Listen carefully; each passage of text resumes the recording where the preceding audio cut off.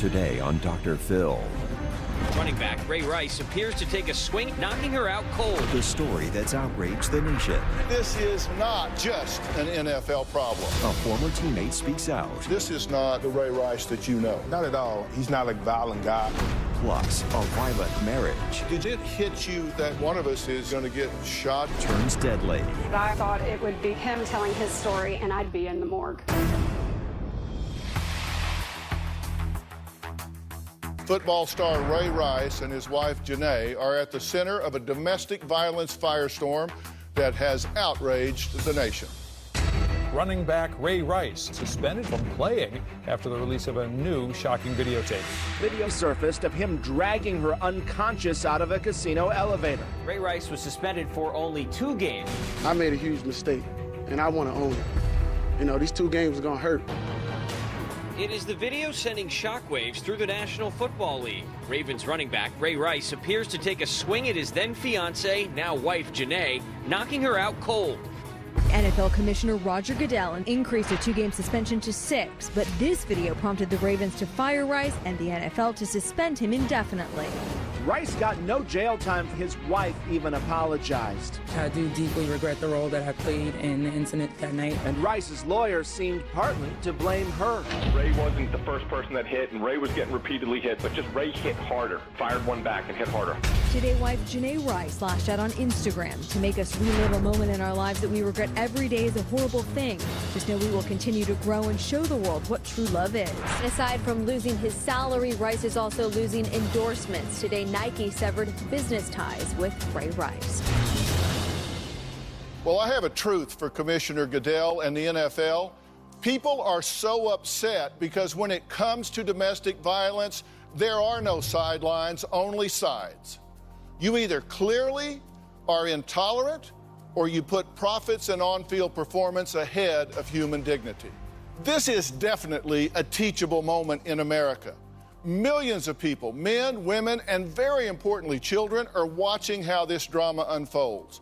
Every player, coach, and owner has a chance to make a bold statement that says, we have a moral compass, and violence against women is a deal breaker and will not be tolerated, period.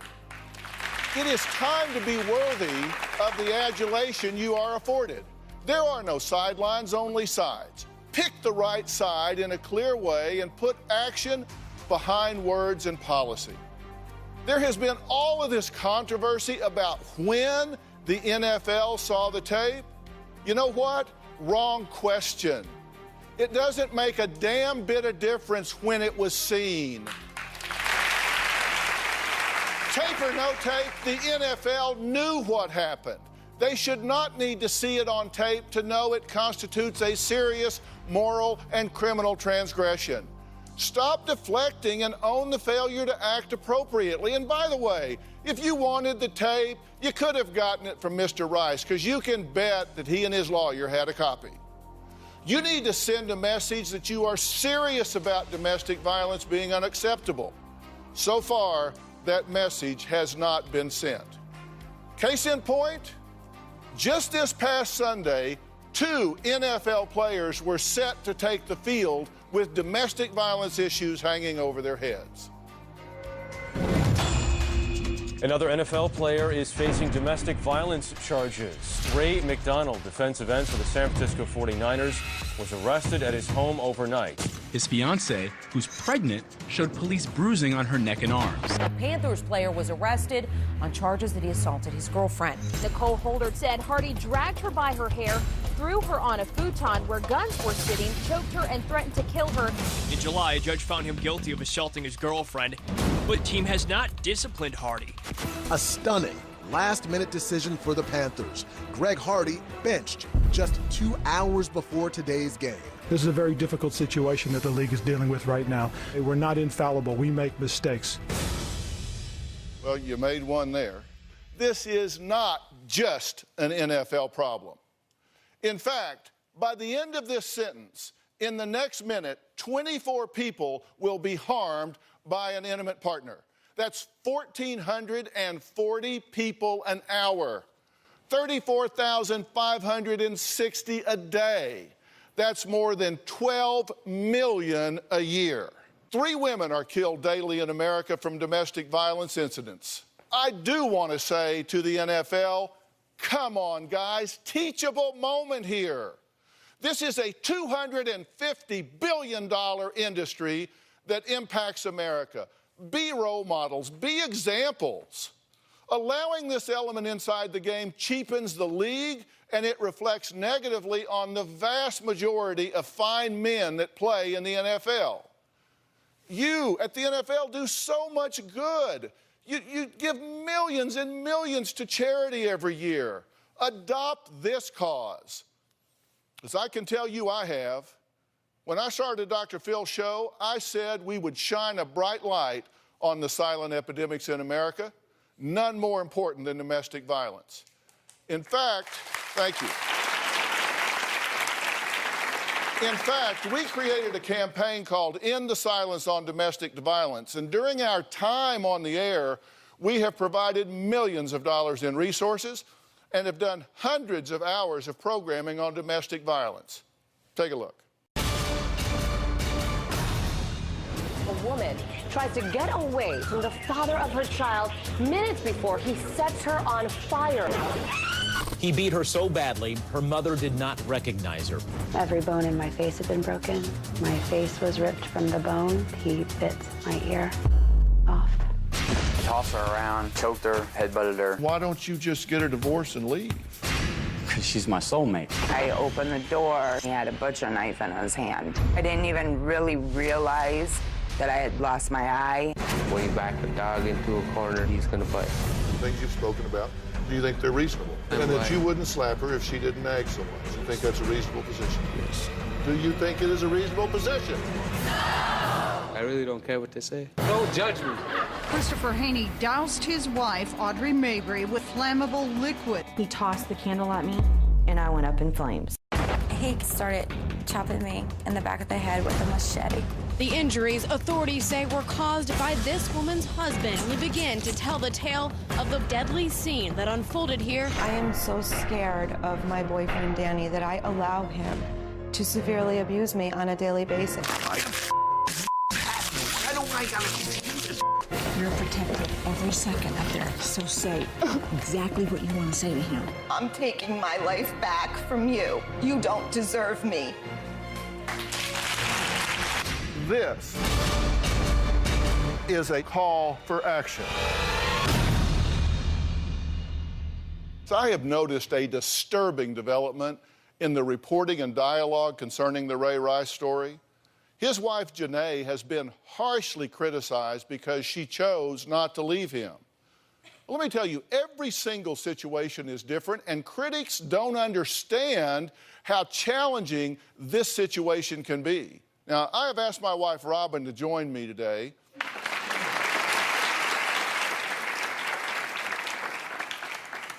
Robin is so devoted to this cause. Last year, she created a foundation named after her mother called When Georgia Smiled, which is totally devoted to the education and prevention of domestic violence and the support of victims. So, Rob, what jumps out to you about this situation from a female perspective? In that tape, one of the huge things to me is bystander responsibility. I saw on that tape, sadly, at the end, when Janae is sitting there in desperate need of help, so many men just stared at her. And I think that's very important for everyone to know, that when you just stand and watch someone being abused, you're really just as guilty as the one doing the abusing. And it was finally a woman that walked up and helped her. Well, that is disturbing. You were the first one when all of this was coming out about Janae and people tearing her up for some of the things that she had said. The truth is, leaving's just not that easy. It is not that easy, and I do feel sorry that she's going through all of this this criticism, because victims of domestic violence are often isolated. They're cut off from their support systems and their resources, and people have to remember that. Victims of domestic violence often have their self-esteem and their self-worth undermined. They are often threatened with their own life if they try to leave. They are threatened with harm to their children and to their other family members if they try to leave. You adopt shelters. You donate money to shelters where women can go. You donate money so they have legal representation for restraining orders and things like that, which is great work. And you say that it's also extremely dangerous during this time when they're actually making the separation. That is the most dangerous time. In fact, it is called separation assault.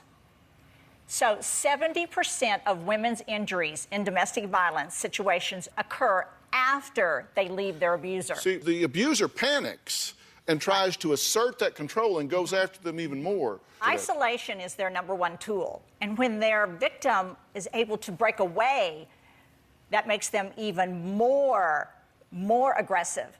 50% of women murdered in domestic violence situations are killed after they leave. There is a right way and a wrong way to separate from an abuser, and there is help out there and support for you and to show you how to do it safely. Safety is the number one most important thing to remember. Okay. Safety. Now, the first project that the When Georgia Smiled Foundation undertook was to create something called the Aspire Initiative. And the Aspire Initiative is an educational program to teach people about domestic violence, what it is, how to recognize it, red flags, how to leave. This is a program that's being used now where? In schools? Schools, churches, any organization can use it, in homes, with your family, by yourself. And it, you know, a lot of studies have shown that a lot of people don't even know that they're in an abusive relationship. And so this program was designed for young children, young adults, and even grown women like myself. Just anyone can use it in the privacy of your own home or with a large group. You can just enter the Aspire Initiative program on whengeorgiasmiled.org or drphill.com, anywhere that we have it. Yes.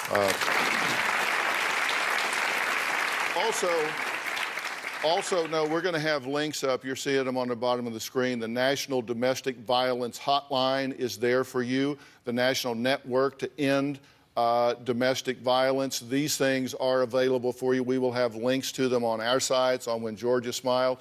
All right, up next, he played alongside Ray Rice on the Ravens. His own sister died at the hands of an abusive ex-boyfriend. Now, what one former NFL player says Ray has confided in him since the scandal broke. This is not the Ray Rice that you know. Not at all. When I actually seen the video, I was very lost for words because being in that locker room with Ray for 2 years, you don't see that.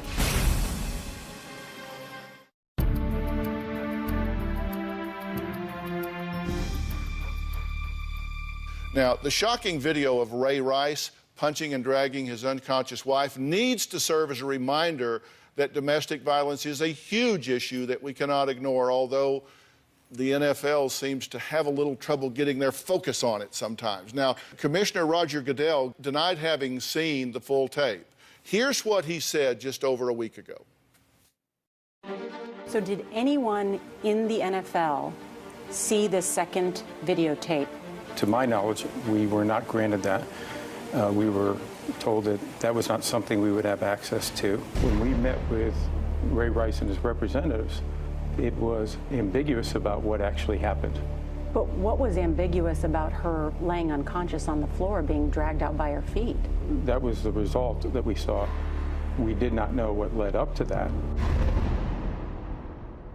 Joining me now is Chris Johnson and his wife, Miyoshi Johnson, founder of the organization Pretty Smart Girls. Chris and Miyoshi are good friends of Ray and Janae Rice. Chris, who is now retired, played with Ray on the Baltimore Ravens, and sadly, Chris's sister was a victim of domestic violence. In fact, she was shot and killed by her ex-boyfriend. So, Chris, this hits really home for you, right? Yes, it does. You two have watched how this has unfolded. What's going on here with the NFL? Let's talk about that first. I feel right now that the NFL actually needs to make a program. They have one program a year called the Rookie Symposium, and it teaches you more about finances than young men coming into this league about domestic violence.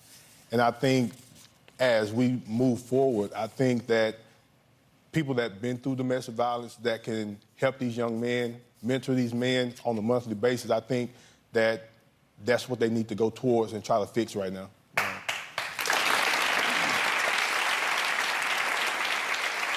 Well, you were surprised when you saw this because this is not the Ray Rice that you know. Not at all. When I actually seen the video, I was very lost for words because being in that locker room with Ray for 2 years, you don't see that. He's not a violent guy. Janae is not a violent woman. I think in that instance, it was alcohol involved and some tempers flared, and he made a terrible mistake that the nation right now is trying to put his face on domestic violence. And it's not a domestic violence against Ray. It's a nationwide issue, not a NFL or a Ray Rice issue right now. Miyoshi, you've talked to Janae since all of this happened and since all of this broke. What does she have to say about this? Going through these 7 months with her, as any friend would, it's been hardening. It's been times where we've had to have hard conversations and cry together and pray together. But I do know that they've been going to counseling and therapy to move past this. And you and Robin were talking earlier that you think that she is being vilified in the media unfairly, correct? What I said was, in a time when you're suffering from domestic violence, that's the time when you need support. You need your family, you need your friends, you need your coworkers, anyone, especially the public, to come around you and gather and support you. And I feel like she's not getting that. I feel like she's getting nothing but criticism and being just really torn down for this. And I feel like this is the time when we all need to support her. She is a victim. And I just think that this whole media frenzy puts so much emphasis on exploiting Janae as the victim that we miss the whole teaching point of domestic violence is a terrible epidemic. We need some help. We need some answers. And you said one of the things Janae is concerned about is she does not want to be classified as a stupid person who stayed. Right. She's crazy. She's stupid. She's a battered woman. You know, we've heard it all. And none of that pertains to any of the women who are victims. They can be survivors. They can overcome this, but what is in place to help them to get to that point? Because ridicule and criticism doesn't help anything. You have also lost a family member to domestic violence. You had a cousin that was murdered, correct? Yes, sir. After she left? After she left, after the divorce, after the separation. And your loss was after she left, correct? Yes, it was. They actually were split. And, you know, when I heard that percentage, 70%, it hit home because at that time, she was wanting to leave. And for someone to take another person's life because you don't want to be with them, I can't understand how men do that. I really don't. And wasn't that the first time he abused her, was when he killed her? That was the first time. Verbal, it was a lot, and I seen that. But as a brother, to see that and then being away where I couldn't do anything, that's why people need to understand how serious domestic violence is, how it can turn a person, not that one person, but the whole family, upside down in seconds.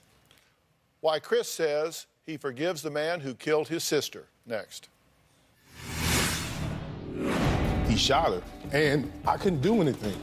And I felt like I failed my mom because I wasn't there at the time our family needed me. As much as I wanted to hurt this guy, I had to pray for him. My question for Janae Rice is, why do you feel like your value is low enough that you would stay with a person who abuses you? I believe that Janae stayed with Ray Rice because, one, she probably does love him. Two, she felt that she had a lot invested in that relationship. Three, they had a child together. And four, she probably wanted the lifestyle of being an NFL player's wife. It's really the perfect case of being a victim. You know, when the media started to criticize Janae, a lot of people reacted, and Beverly Gooden heard about the Ray Rice story and was furious that people were criticizing Janae for not leaving. She created a hashtag Why I Stayed, which got an incredible response. And Beverly is with us today, so welcome Beverly Gooden to the show. Now, why did you create this hashtag Why I Stayed?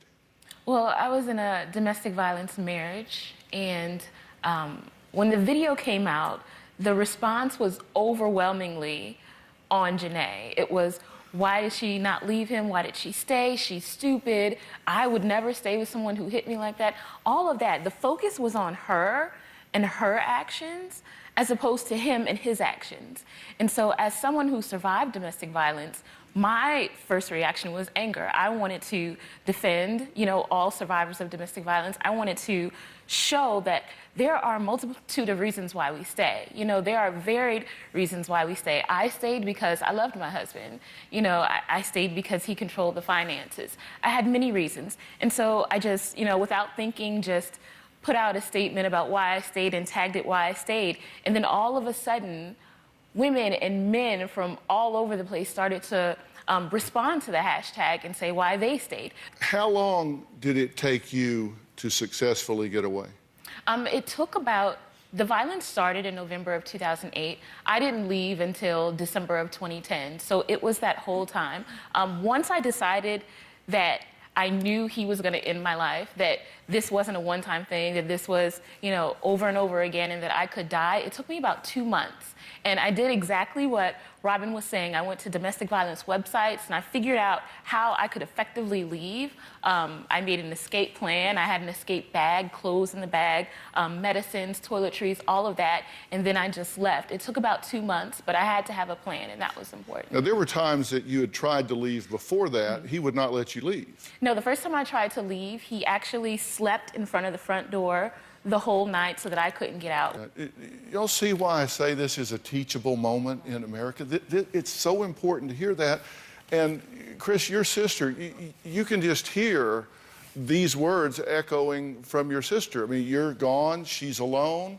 You had already warned him to leave your sister alone, right? Yes, I warned him probably 5 months before that. And I received a call when I was in the meeting said that he shot her. And I'm thinking, personally, my mom, she don't know what she's talking about, And I called, and next thing I know, my mom was shot. He tried to kill both of them. And at the same time, I just went in a frenzy where I had to get home. When I got there, and to see my mom break down, to see her daughter get killed like a dog in front of her, I couldn't do anything. And I felt like I failed my mom because I wasn't there at the time our family needed me. And as much as I wanted to hurt this guy, I had to pray for him because I would hurt my family. So at the same time, when we went to court, I wanted the guy to get the death penalty. You want the people to suffer just like you're suffering. But as a Christian, I had to forgive him because if I didn't, he'll always have that on my life. So he got life, but he still get to get up every day, brush his teeth, watch TV, walk around. And I have 2 beautiful nieces that'll never see their mom again. And like I said, this is something that the world needs to understand. If you have any rage against a woman, get help. It's too many outlets in this world to get help and to stop touching these women. Well, and thank you for that. And again, both of y'all lost people through this separation assault phenomenon that we're talking about, which is why your message, why I stayed, is so critically important. And look, I am not somebody that wants to bash the NFL. I went to college on a football scholarship. I wasn't very good, but college on a football scholarship, so I never got very close to the NFL. But I think it's a wonderful institution in America. I'm not even a critic of Roger Goodell. I think he's just lost focus at this point, and it's what happens now. That's why I said it doesn't matter when they saw the tape or what. It's what you do now. They need to take action clearly now. This is a time to quit mamby-pambying around and step up and send a clear message. Like you said, we need to train these young guys. That's why Robin created the Aspire Initiative, to train these boys in school before they even get to dating age, to say it's not right. Y'all have seen the Aspire Initiative. You know what's in there. This is to prevent it as well as help people that are there. All of us need to do that. Coming up in an exclusive interview, we'll hear from a woman facing 20 years to life in prison. Why? She claims it's all because of her abusive husband. Next. I had told Brian in the middle of our fight, I wish you were dead. He said, I can make that wish come true. So I picked up the gun and I fired. How many times did you shoot? Probably 3 or 4. I think he's dead.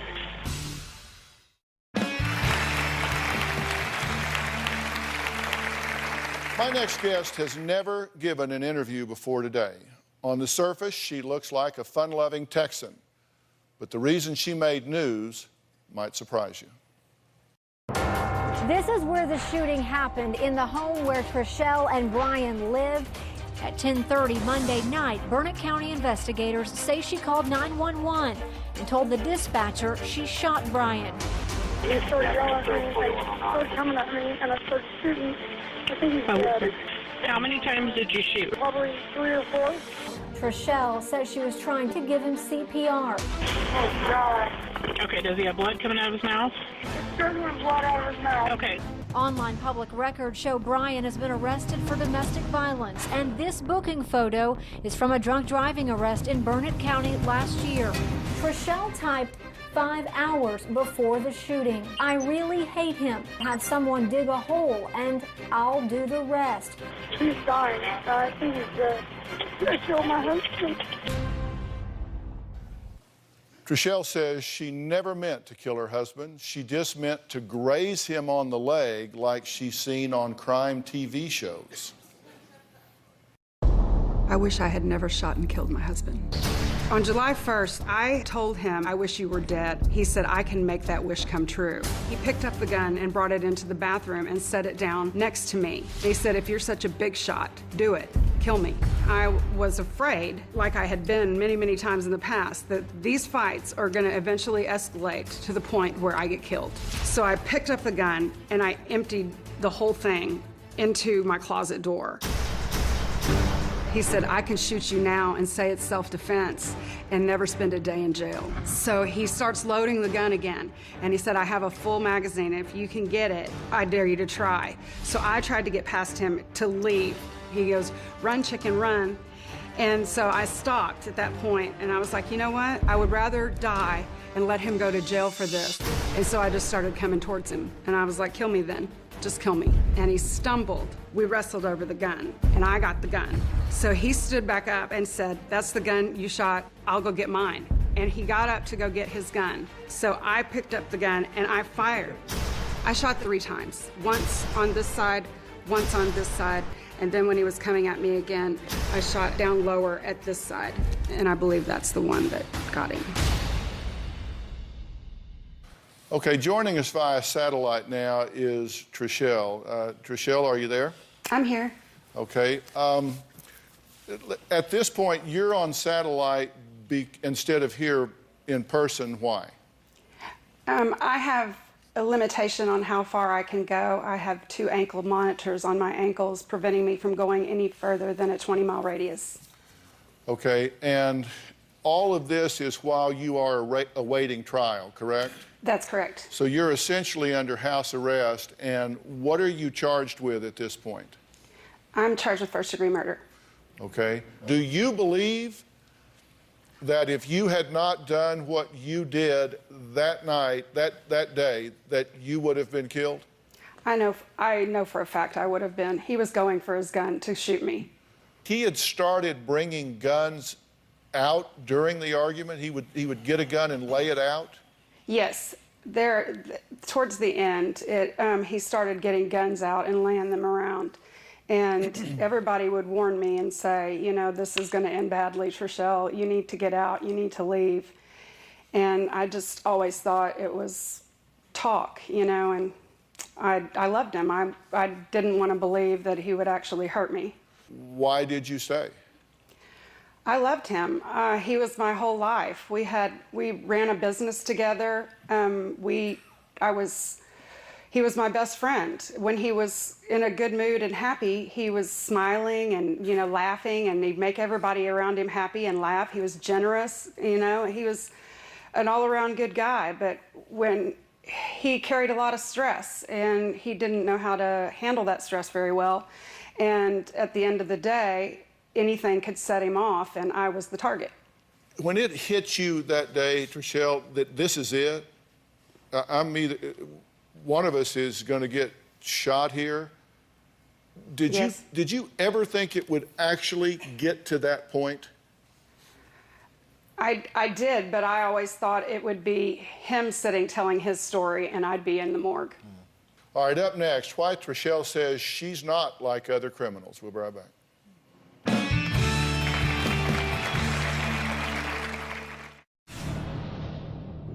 I don't feel like I'm the type of woman that belongs in jail. I like to host parties. I like to wear high heels. I like to get dressed up, get my hair done, put on nails. And right now, I'm a criminal. I won't even watch Orange is the New Black, where you see these women who rape other women and make them their girlfriends. It just seems like it's more punishment for something that I've already been through enough. Well, that was Trishelle, who's facing 20 years to life in prison for first-degree murder after shooting and killing her husband, Brian, a little over a year ago. She says she's truly terrified of what will happen in jail. Now, Trishelle is currently out on bail awaiting trial, and so she's joining us on satellite. Did you reach out to resources? Did you do any of that? We did. We've been to 3 different. We first visited our preacher and spoke with him, and he referred us to a Christian counselor, and we went to go see him, and Brian said he was a quack. And so then we found a therapist that we were both seeing at the time that it happened. Mm-hmm. And was any progress being made? I feel like it was starting to help, but, you know, I don't think he really thought he had a problem. He just thought most of the time that it was me, and that if we got help, that I would get help, and I would learn how to quit antagonizing him. So you were the antagonizer in his eyes. You made him do this. Every time. It was my fault, always.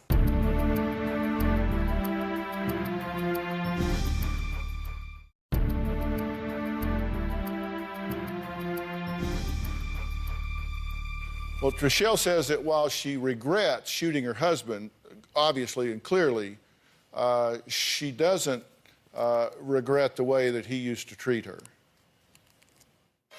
Brian stood about 6'4½", and he weighed 300 pounds. So when he got mad, he was like a bulldozer coming at me. He would pull my hair, bang my head into the ground repeatedly, choke me against the wall. There were several times that Brian gave me black eyes. One time we got into a fight on the way home from his brother's house. He reached over and slammed my head into the glove box. I reached over and pulled the steering wheel. He jumped out of the truck and tried to pull me out, but I locked the doors and called 911. He kept begging me, please let me in. So I opened up the door, and he jerked me out of the truck and started kicking me and beating me up on the side of the road. Usually the next day, he would apologize and tell me that I drove him to the point of hitting me because I knew that he couldn't control his temper. According to Brian, it was always my fault. Did you ever consider running? Many times. And then he would start calling, I'm sorry, please come back. I'm going to get help. We're going to get better. We'll get through this. Yeah, so you got talked back in. Oh, definitely. But I loved him. I wanted to go back. I wanted to believe that he would get help and things were going to someday be better. It isn't always just physical, and it can go from verbal to deadly like that. Right. And that's what happened with your sister, Chris. She had not been hit before, but she had gone through a lot of verbal abuse. A lot of verbal abuse, emotional abuse, and he never touched her until that day he shot her 5 times. Yeah. So don't think it's just not that bad if you're not getting hit. All right, we got to take a break. Next, Robin has an exciting announcement you won't want to miss, and what Trishelle wants to tell other women who are being abused. We'll be right back.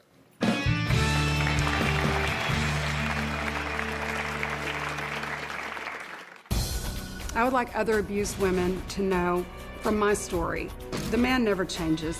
The man doesn't outgrow it. The man doesn't mean it when he says he'll never do it again. He's gonna do it again and again and again. You either have to get out or end up like me, or worse, end up dead. Stories like we've seen in the news lately are exactly why Robin started her foundation When Georgia Smiled last year. Its mission is to help empower and stand up for anyone who is being abused or neglected. Now, When Georgia Smiled launched a very exciting program designed to stop domestic violence. It's called the Aspire Initiative, which is an interactive curriculum for all ages. It's been set up for different ages. The Aspire Initiative includes a potentially life-saving free smartphone app that's called Aspire News, and it's available in the iTunes Store and through Google Play and at whengeorgiasmiled.org that allows the user to create a pre-written text or voice message to be sent to designated numbers. It can be 911 or others. And the reason we say or others, maybe you're not ready to call the cops, but things are getting heated and you want your neighbor or your mom or a friend to come. You can set these text messages up, and all you have to do is tap a button and there's a knock at the door and you have an out. And when you start the go button, it also starts recording to capture details of what's going on in the room, because you may need those at some point. And by the way, this appears like any other app on your phone. So to an untrained eye, it's just, it's just there. It's not anything that has to do with domestic violence. And interestingly, the app was recognized on Capitol Hill by the National Health Collaborative on Violence and Abuse as one of 2 apps in 2014 most beneficial to fight to end domestic violence.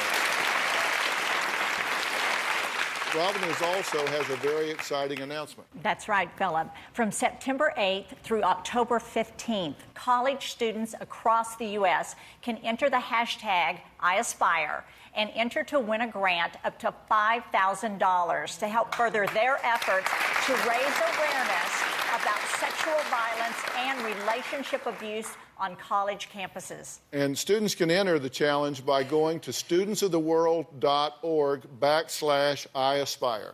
Or you can also go to whengeorgiasmiled.org and drphill.com. And what we want you to do is create a video telling us your story, including what you would do with the grant if you won, and the biggest challenge your campus is facing regarding sexual violence and relationship abuse. And I am proud to say When Georgia Smiled has partnered with Participant Media, TakePart.com, Pivot TV, and Students of the World to create awareness about these important issues.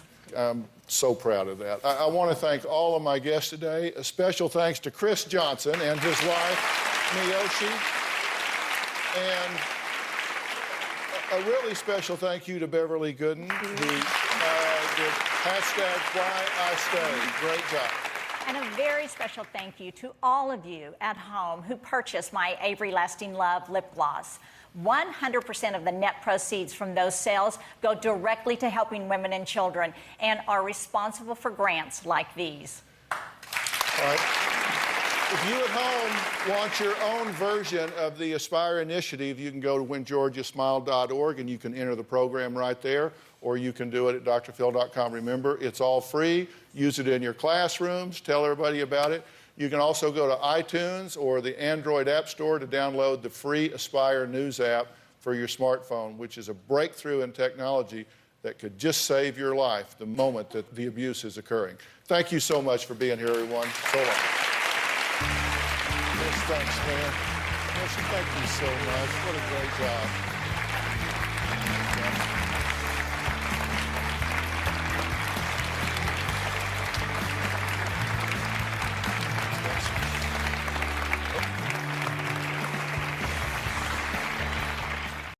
Today on Dr. Phil, the story that made national headlines. Their live-in nanny refuses to leave. The media dubbed Diane the squatter nanny. For the first time on television. She said you just laid around and did nothing. That's a bald-faced lie. Mother and nanny face off. You yelled at me and told me I was a dog. Did you try to drive her out? No, I didn't. I mean, did you blast her with music? That either happened or it didn't. A Dr. Phil exclusive. Have you ever been evaluated? Do you have any mental issues? You are a vicious, malicious person. Plus, my sister has sued my family approximately 10 times. She has done horrific things. the nanny's family speaks out. You tried your best to break me, and I am still standing. It's time for you to stop.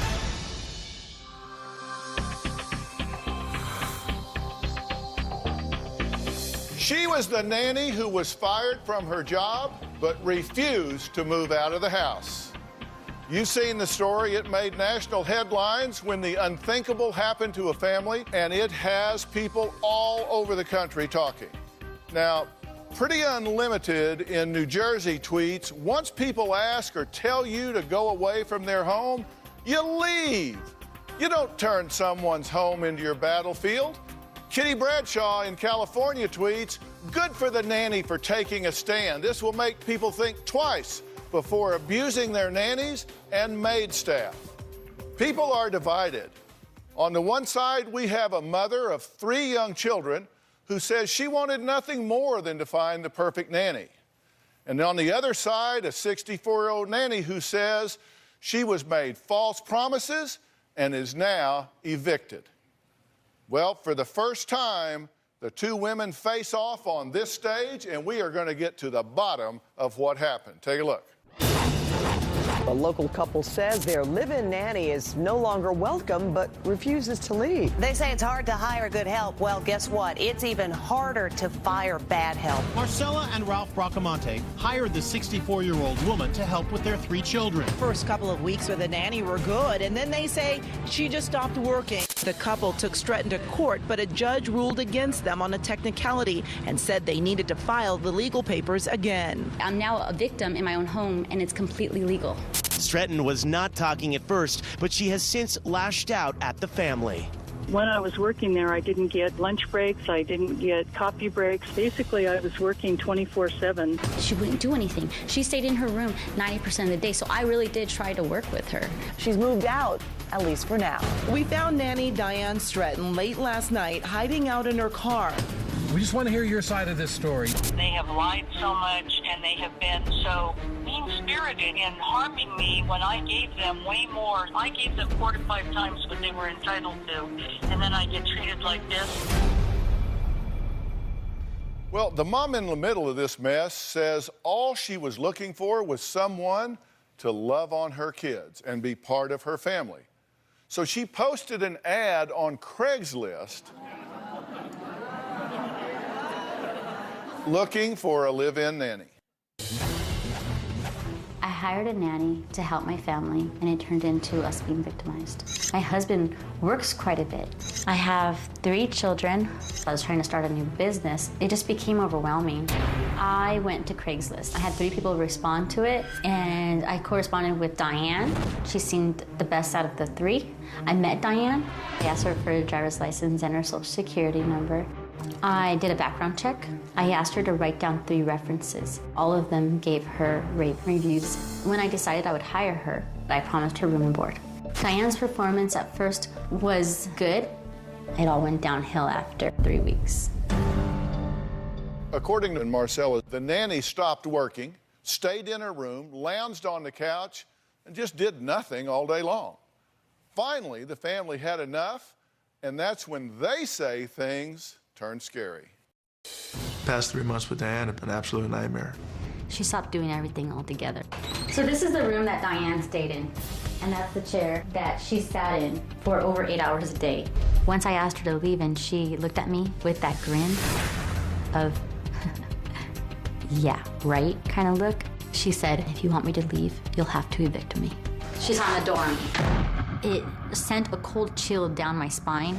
I got nervous because a woman that is now hateful towards me is sleeping right across from my child. She tried to go in my boys' room and scare them, try to torment them. I learned that she ended up grabbing my son, throwing him to the ground, and he hurt himself. It just still makes me sick to my stomach. Diane held us hostage in our home. I was scared and angry. This woman is a bully in every way, shape, or form. So this is the bike lock that we would put on our fridge because we were scared of Diane and what she could do. She might poison our food. Some nights, I wake up still a lot, 3, 4 in the morning, just listening for any sound. She'll never stop. This room needs to get blessed as soon as possible. I don't think that Dr. Phill is going to be able to get anything out of her. Why? Because she's not right in the head. I think she's a danger to society. She literally is a homeland terrorist. This is my home. This is where we're supposed to feel safe. And I had to sleep with one eye open. Okay, so it's good to meet y'all. You posted an ad on Craigslist. Yes. And a lot of people would say not the best place to look for somebody that you're going to put in your home because you don't know much about those people. But did you check this woman out before you hired her? I did do a background check. I have hired a prior nanny before off of Craigslist, and I had her for 2 years, and she was amazing, and we're still friends. Well, here's the Craigslist ad that you put up looking for a nanny. It says, when I leave for a couple hours at a time, I need someone with my children. I need backup on keeping my house clean and getting the start on meals for family. I'm looking for someone long-term who preferably gets a retirement, who wants to be part of a family. There is no pay, just room and board. Mm-hmm. And how many responses did you get? I got 3. You got 3? 3. And did you interview 3? I did some phone interviews on the 2, and I decided not to go further on the 2, and then talked to Diane, and I wanted to meet her. The deal is no pay, but room and board. Right. And that was because I was going to be doing my work from home, and I was trying to start a business, and so I was going to be home a lot. Things went along okay for a while. How long? About a good 3 weeks. Okay. And then what was your first sign that this isn't going to work? Why I say she was good the first 3 weeks was because she was very hands-on with my middle child. They were awesome.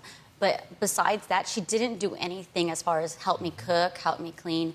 And I was just kind of letting it go because she was good with my kid. I didn't want to take someone away from my kid so soon. I was trying to talk to her, give her chances. And then when she got real comfortable with my 4-year-old, that's when I started to see the negative part of her come out. That's when I started to see, she started getting very rough with him, as far as verbally rough with him. When I told her to stop, she completely withdrew herself and started staying in her room, and she might come out to wash a few dishes after that. After a couple weeks after that, she stopped washing dishes altogether. It's just a lot of things were changing, and I just had to step in and say something. Okay, well, I think these are your expectations of her as a nanny, to keep the kids busy doing schoolwork, arts and crafts, reading, music, writing, playing in the yard or swimming, an hour of TV allowed, and then Bible study. Those were kind of the things that you valued. That was the last list I gave her. There was another list, and I didn't keep it, I'm sorry. I had given her a list of duties as far as helping me cook, prepare meals, which was on the ad, the Craigslist ad. Help me prepare meals, help me clean. These were things to help to keep the kids busy. But she wasn't doing any of it. So she wasn't doing what you listed in the ad, and we saw the ad earlier when you said help you get meals started and... Yeah, she was never there to help me prepare the meals, but she was there to eat all the meals. Okay, so did you give her exact hours of what you expected as a nanny? I didn't give her exact hours because the hours always changed. I thought this was a very casual agreement. I didn't think it was going to get litigious in any way. It's not working out. And you ask her to move out. Yes. And what happened? I asked Diane to sign a last chance letter, and that was giving her either shape up or 30 days. And she said she wouldn't sign it because it was illegal and slammed the door in my face. So then I went and I wrote, okay, well, you have 30 days to leave, and if you stay after 30 days, you'll have to pay rent. And she didn't want to sign that either. And then I said, then you need to leave for insubordination. You're out now. You get out now. And she says, I don't need to leave. You can't make me leave. You'll have to evict me. Here's the letter.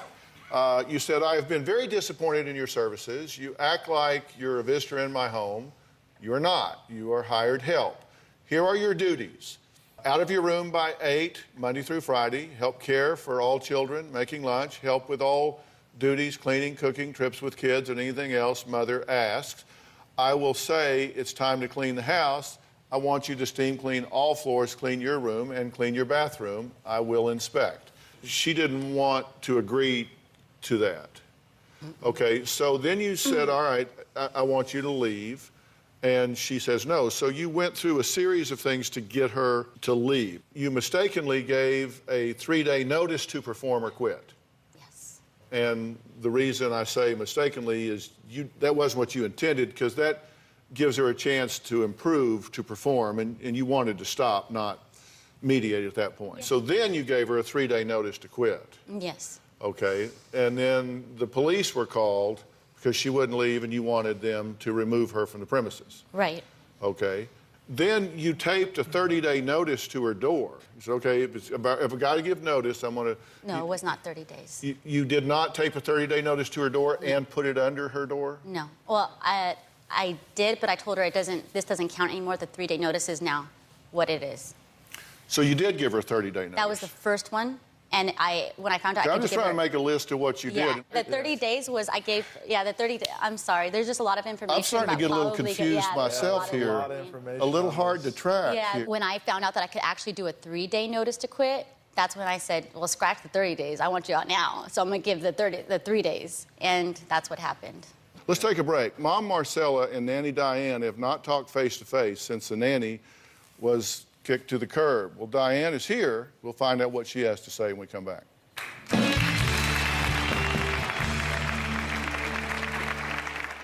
Marcella had the Wi-Fi turned off, the cable turned off. She put a lock on the refrigerator. She locked my bathroom and the laundry room.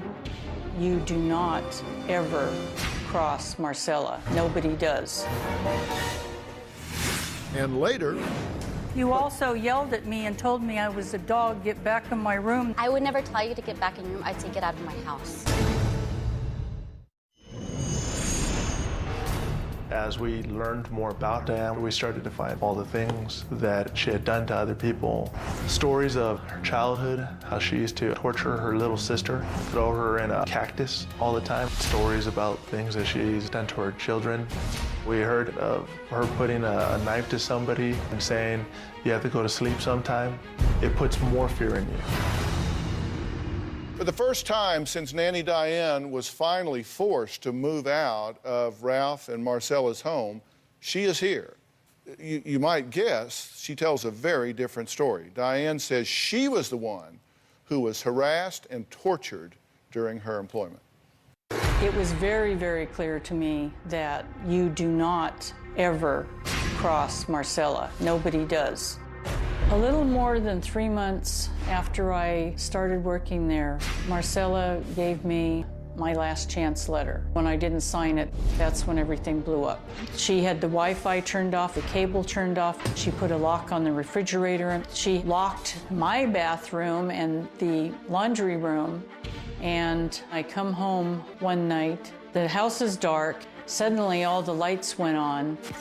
Why won't you leave? The whole thing was extremely unpleasant and an extreme violation of my rights. She wouldn't do anything. Nanny nightmare story. A habitual liar. In the media, Marcella has said that the family was afraid of me.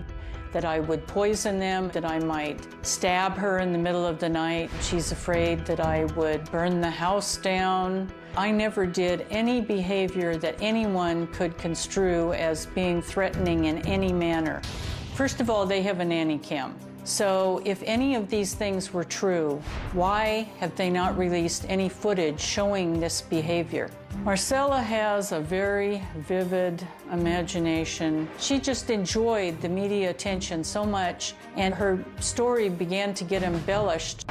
She's a con artist. Con artists have a way of switching things around. Her Facebook page had said that she wanted to ruin me. I'm just afraid that she's obsessed with somehow harming me. She's done everything but take a gun and shoot me in the head.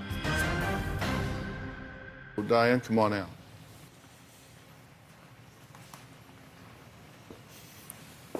Diane, Dr. Phill, how are you? Nice to meet you. Let's see, let's step right there. Help you up a little bit. What's your reaction or comment to anything that you've heard so far? I just have a question why she could have notes and I wasn't able to bring any.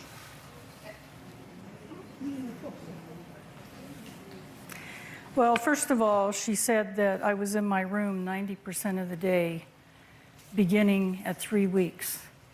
Now, Marcella is an extremely impatient person. When I didn't sign the last chance letter, it wasn't 5 minutes before she was dialing the police officer to have me thrown out on the street. She would not have tolerated any kind of not doing my duties for 10, 12 weeks like she claims. And just a week before the last chance letter was the only other time that she spoke to me regarding my performance. And at that time she said my performance was satisfactory, but she wanted me to do more. She wanted me to do an A+.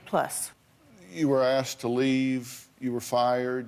Why not just leave? Why did you stay after you knew they didn't want you there?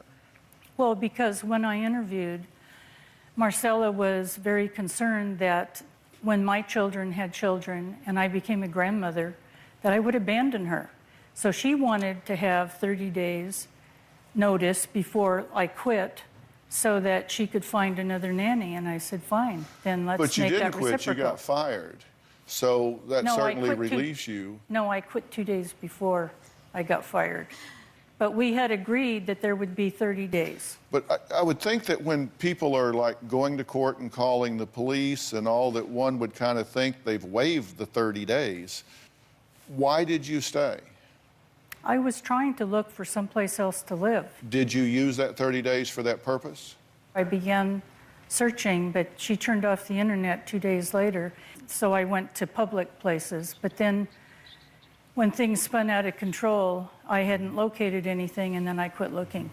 I'm curious if you did the things that she says you did, because she said at a certain point you wouldn't help with the meals, but you were always happy to eat them, that you wouldn't help clean, you wouldn't work around the house, that you just kind of laid around and did nothing. That's a bald-faced lie. I did all dishes every single day, every single meal, the entire time I was there, until the 6th of June.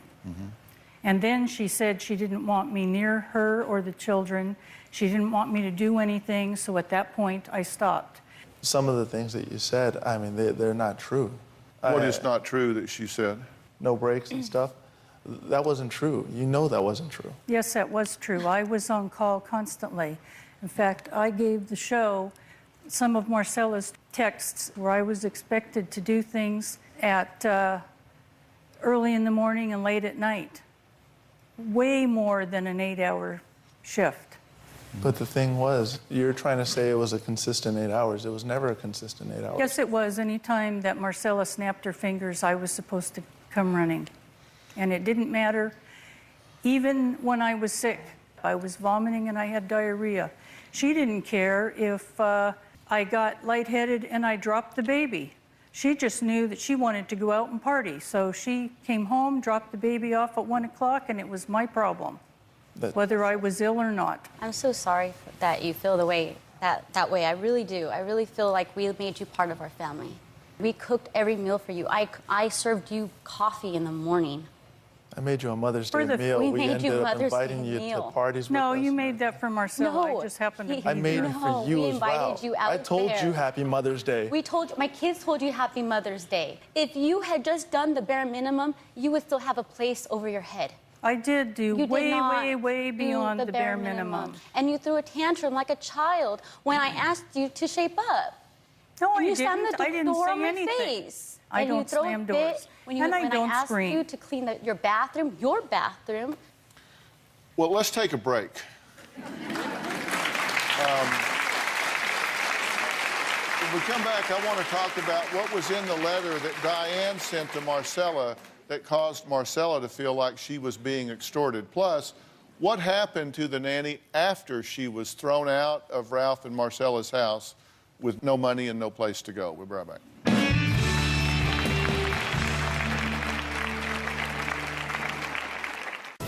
I'm angry because I was constructively evicted from the Bracamontes home. This shouldn't have happened. It's just wrong. And later... You tried your best to break me, and I'm here to stand here in front of you and say I am still standing.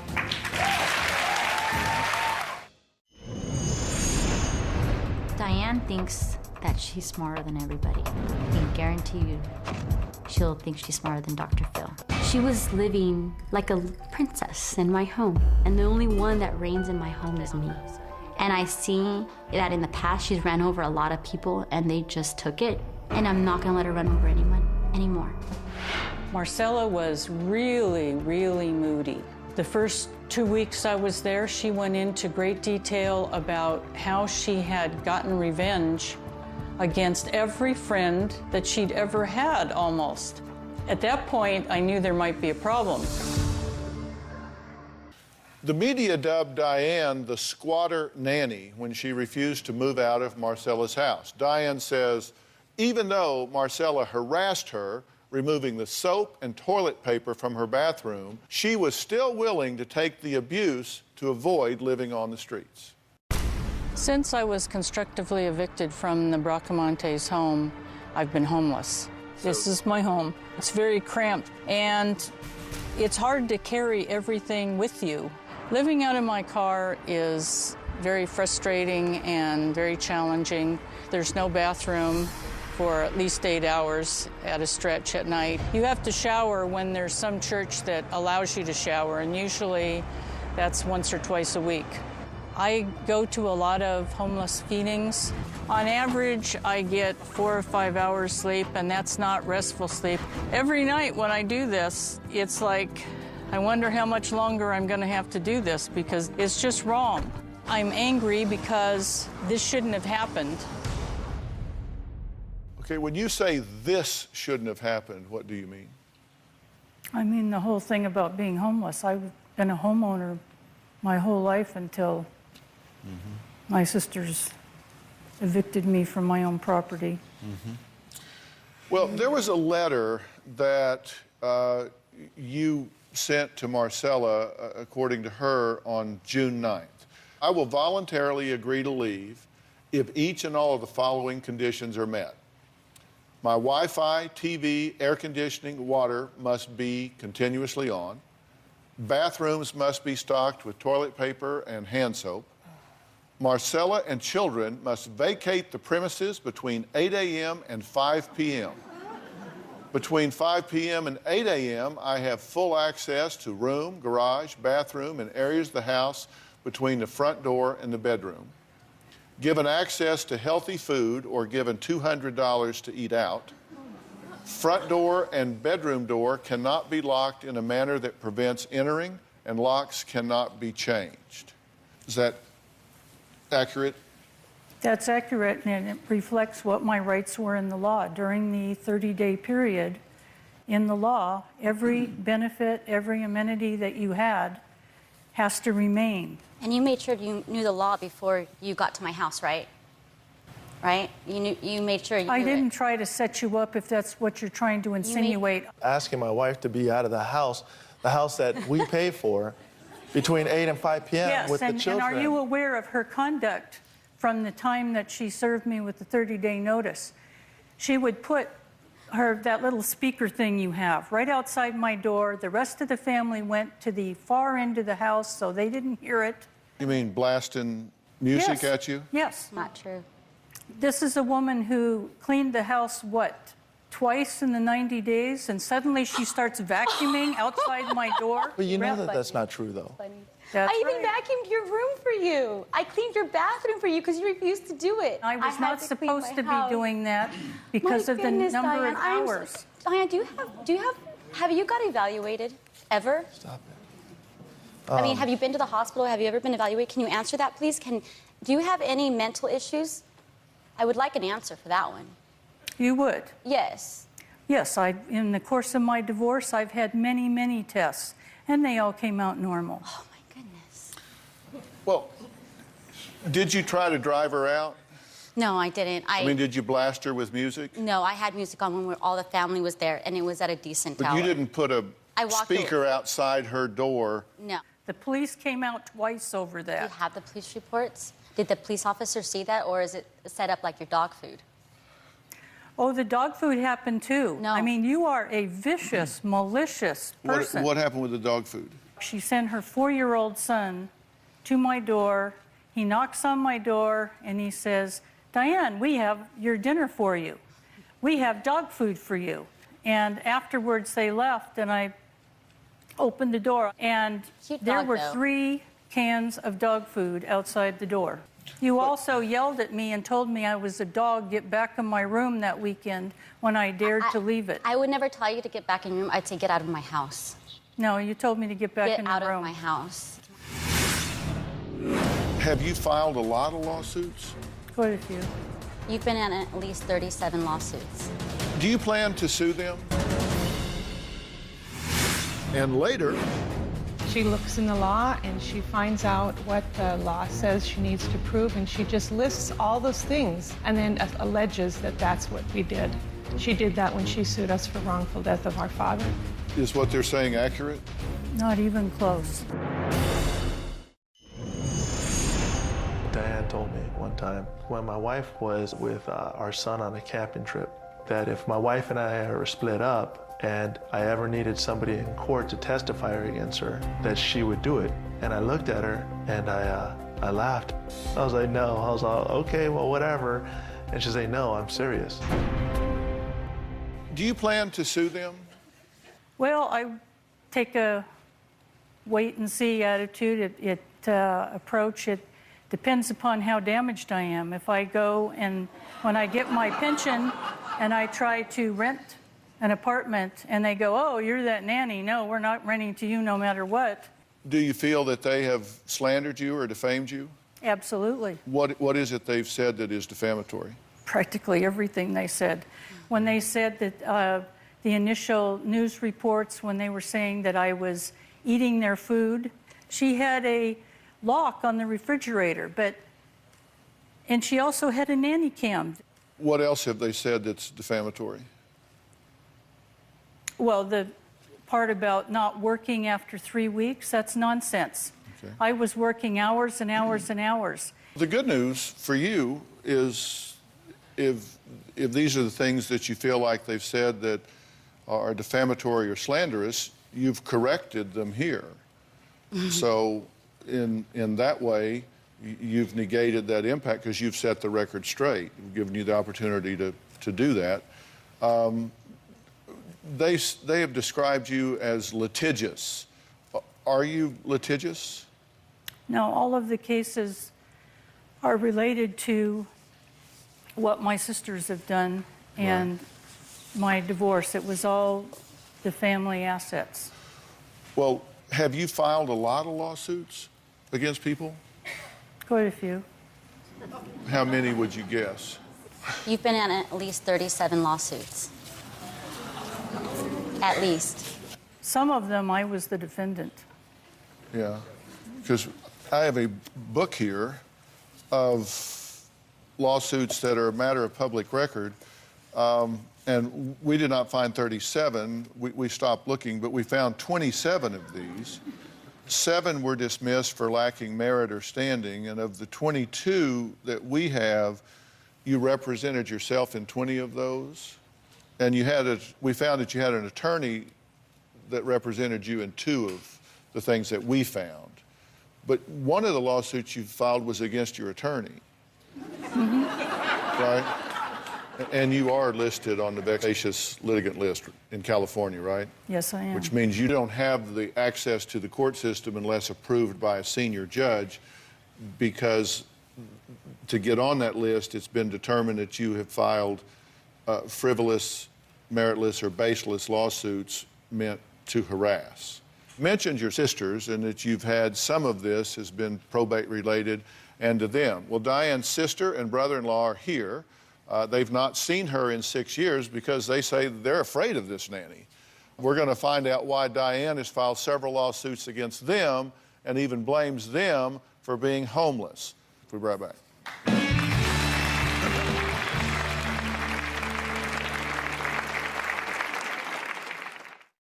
My sister Diane has a long history of filing lawsuits. She has sued my family approximately 10 times. For the past 14 years, Diane has held our family hostage. When Diane feels like she's not getting her way, it seems like she just files a lawsuit, and if that fails, she files another lawsuit, and she keeps on time after time after time, draining everyone else's resources.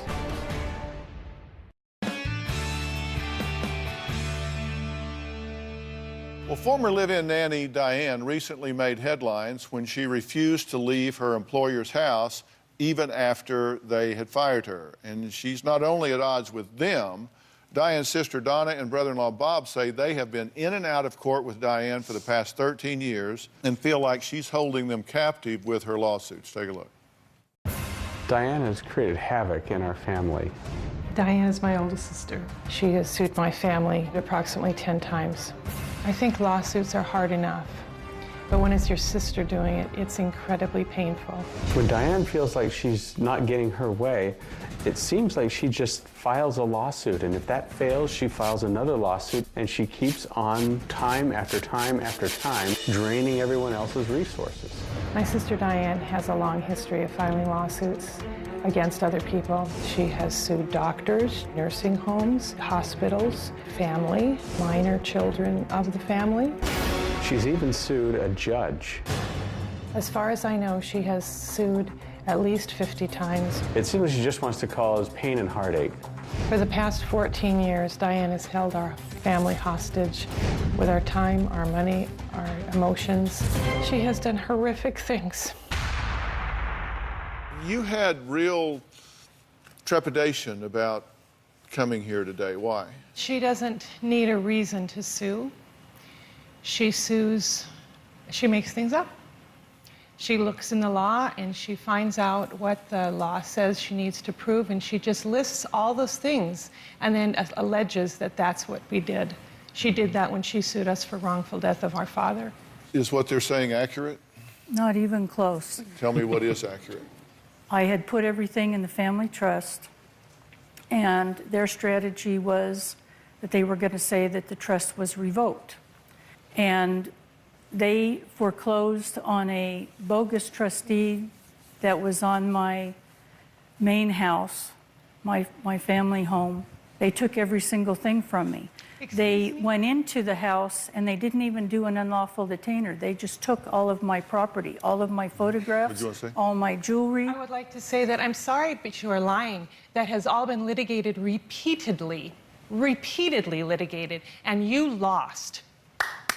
Nothing. You did not win.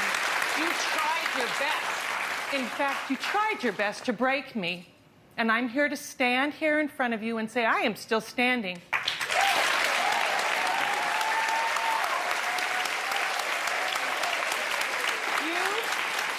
You have stolen 13 and a half years of my life, of the time with my family that I can never get back. And I have watched for 27 years you sue other people. It has been horrible to watch your actions. You have been out of line. It's time for you to stop. And let me ask you, Go ahead. If you had not had your plan to steal everything I owned from Absolutely me. not. If you would have followed the family trust, The family I would trust not was have revoked lost. when you caused the divorce. I didn't cause the divorce. You caused the divorce. What you've done to me, you first did to our mother. And she Excuse ultimately me? died None of as that a is result true. of your abuse. None of that is true. All of it's true. Only in Diane land. The judgments you have aren't worth the powder to blow them to Timbuktu if the law is followed. Well, speaking of the law, we have a legal expert here, Chris Chatham, who is a legal consultant to the Dr. Phil Show. He's going to try and sort some of this out. We'll be right back.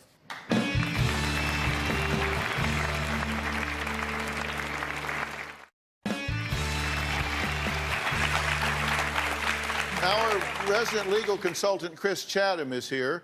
He is a licensed attorney here in the state of California.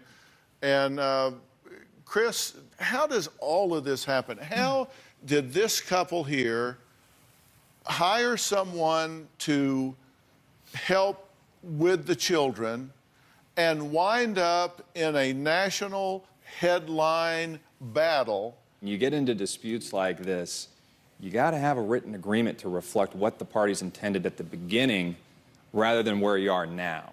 The moral of the story is you need to be real careful that you have a clear understanding with people you do business with, particularly if they have access to your home and your family, particularly if you're putting your life on hold to move in somewhere. There has to be clear understandings. You've had other nannies, right? Yes.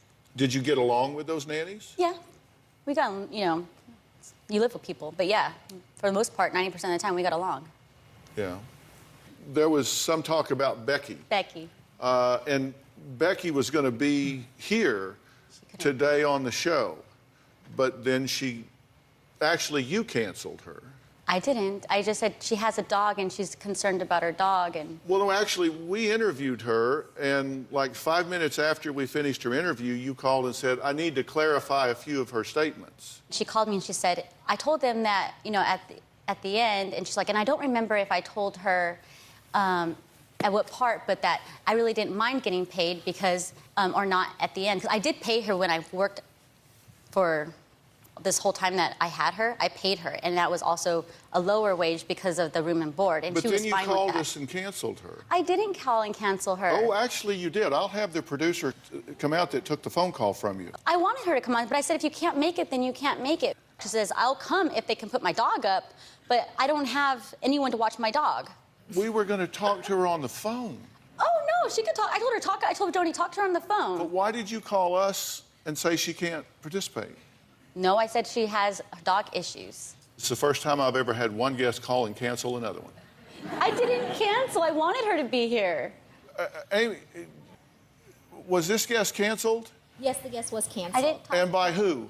My associate producer Joni did the pre-interview, and then afterwards, Joni told me Marcella called her and wanted to clarify some statements. And then 5 minutes after that call, she called again and said that Becky could not do the show because she had to watch her own dogs.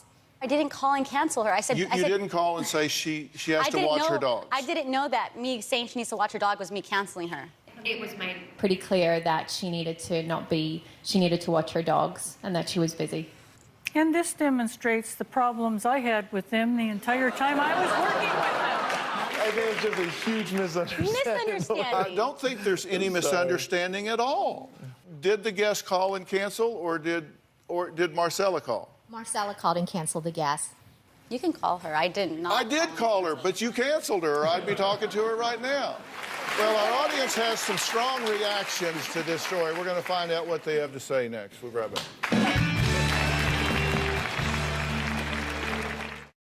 Well, viewers have been watching this live as it's happening. Tina Cummins says, come on, people. They're both culpable. Mom got a nanny from Craigslist to work for free, and nanny took it and ran with it. Cobra Girl AZ said they were both looking to take advantage of each other. I don't advocate for either, but the nanny knew what she was doing. Richard Cruz on TV says, this is a big wake-up call for anyone looking to have a live-in nanny. You need to use a service to help protect yourself. You know, I've always said, you guys have heard me say this from the first year I was on Oprah, which, my God, was 18 years ago. I said, you gotta be careful who you let in your life. You gotta be careful who you let in your life. You gotta be careful who you let in your life. We all have to be careful. And if you had known this woman had filed 37 lawsuits against people, dozens of them against her family, it might have had an impact on you. Right. If you had known things about her that you didn't know, I don't know, maybe you'd have taken the job anyway, maybe you wouldn't have. But I can tell you this, running to the courthouse every time you have a dispute can shock you, because you never know what those people are going to do either. Guys, we've got to stop. I thank everybody for being here today. More information on drphil.com. Thanks so much. Thank you so much. Good to meet y'all. Thanks so much, Bob. Good to meet you.